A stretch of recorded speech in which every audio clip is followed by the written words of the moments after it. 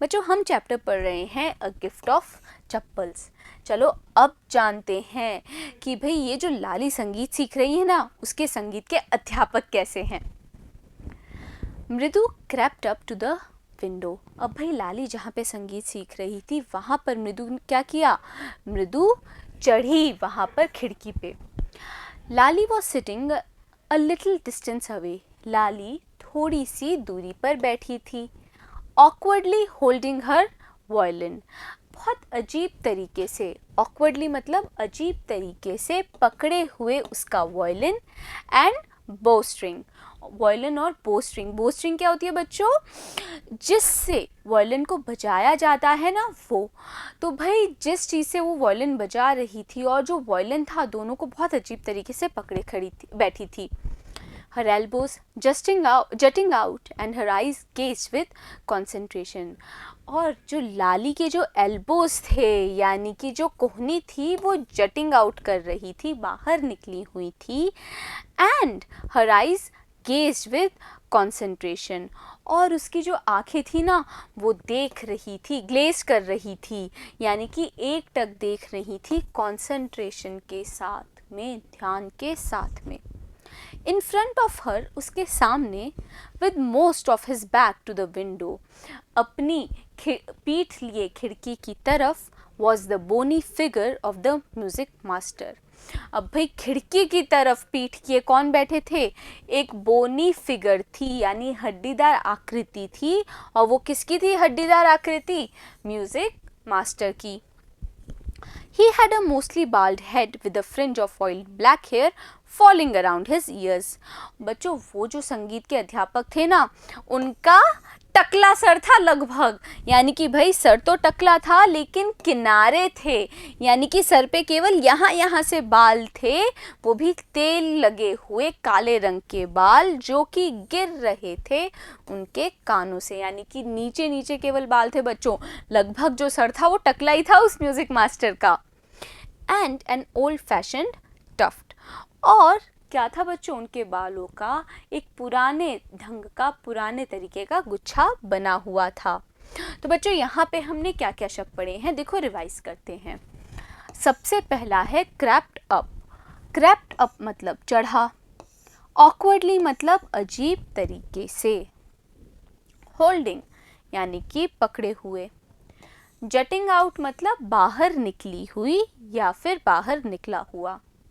Glazed यानी कि एक टक देखा। कंसंट्रेशन मतलब ध्यान। बोनी फिगर मतलब हड्डीदार आकृति या फिर व्यक्ति। बाल्ड मतलब गंजा। फ्रिंज यानी कि किनारा।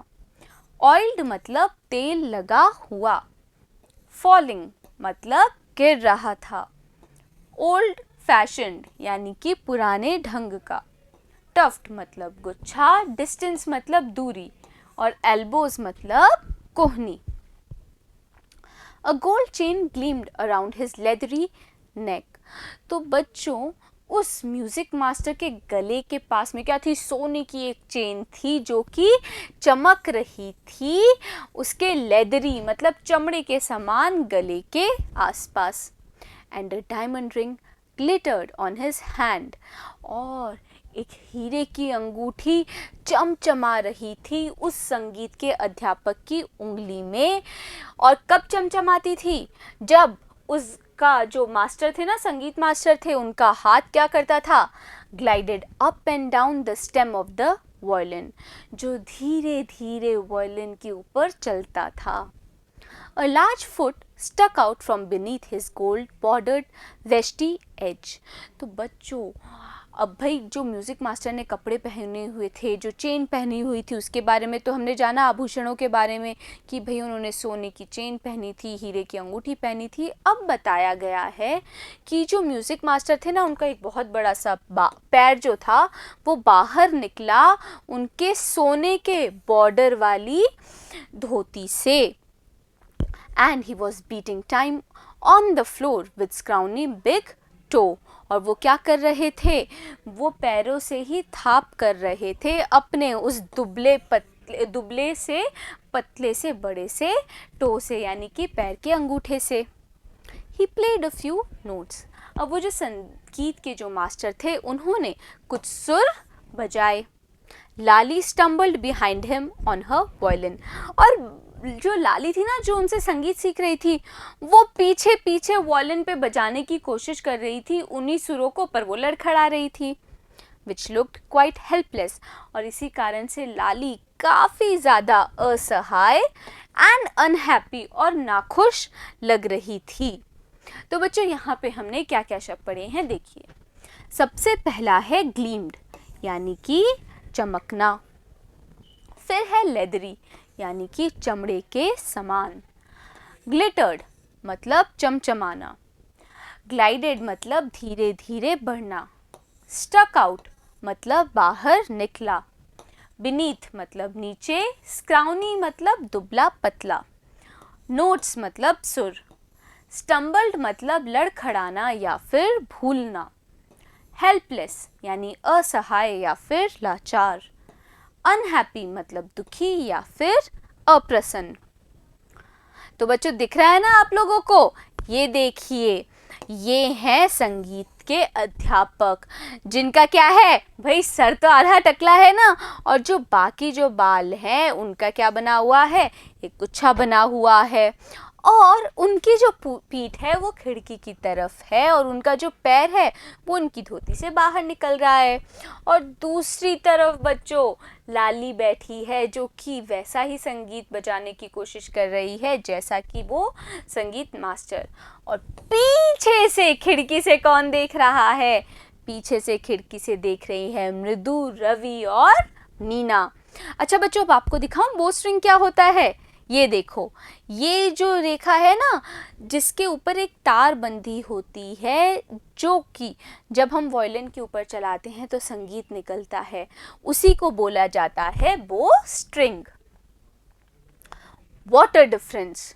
The music master's notes seem to float up and settle perfectly into the invisible tracks of melody. तो बच्चों अब ये बोल रहे हैं लेखक कि कितना ज़्यादा फ़र्क है।